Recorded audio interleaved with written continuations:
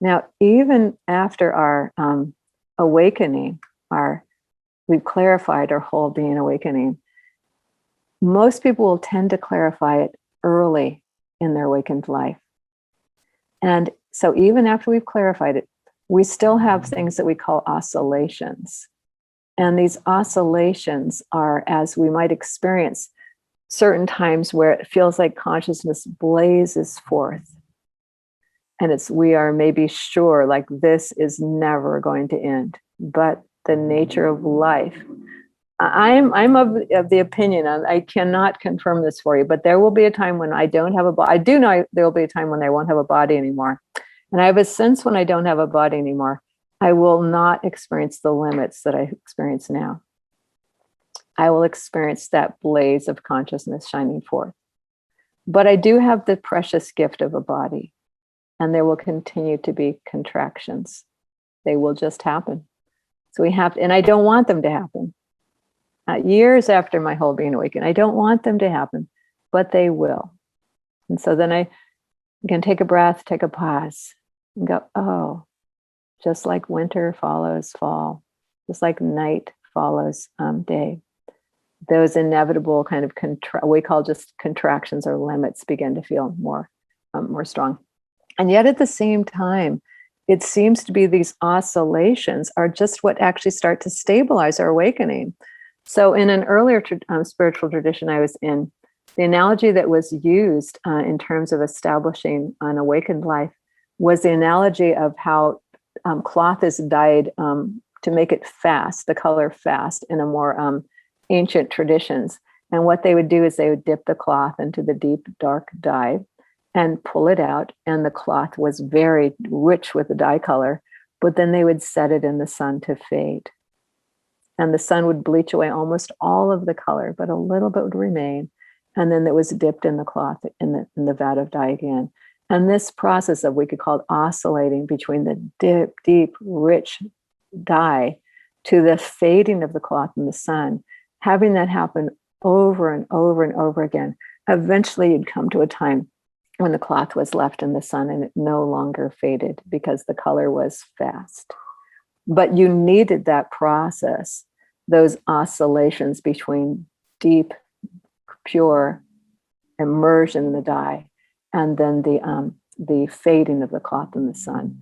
So that's a little bit like our oscillations in the Trillium work. They are a part of this, an essential part of us stabilizing our whole being realization. So that then later on, even the consciousness is so rich and evident that even as we go through some contractions in life, they don't feel as overwhelming to us, like we've lost everything, which can happen prior to those the initial whole being realization.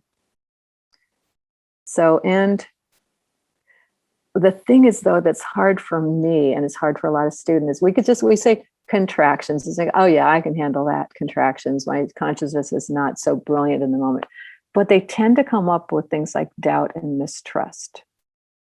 And we go like, well, no, I didn't want to have doubt that I maybe doubt my awakening. I didn't want to mistrust that this path is the right trust. So those kind of contractions, we call them contractions, but they can be some of the most difficult ones to have to ride. And there's just, again, it's just a fading of the cloth in a particular form. And I haven't met anyone that doesn't happen to. I've all throughout my awakened life, I keep thinking it's not going to happen to me because I don't know. I think I have some kind of past that these things don't happen to me. But I'll tell you, every single one of them has. So it's, again, that cognitive mindset. Maybe you'll have a place of huge doubt, but you'll have a place sometimes of doubt. Maybe huge mistrust, but you will have sometimes of mistrust. So again, they come. We hold them with as much conscious awareness as we can. And then the last thing that we talk about is sacred reconfiguration. And this is also a post whole being realization passage that is characterized by a profound reconfiguration of our most deeply held conditioning and beliefs about ourselves and the world. These are often cyclical. they can be very intense immersions into our shadow material and broken zones. And they will also tend to be followed by openings and expansions of consciousness. So those are those can really throw people off. I remember once after my whole being realization. So Sandra Glickman at the time was still a practicing therapist. She's no longer kept her license, but you can't take the therapist out of Sandra Glickman.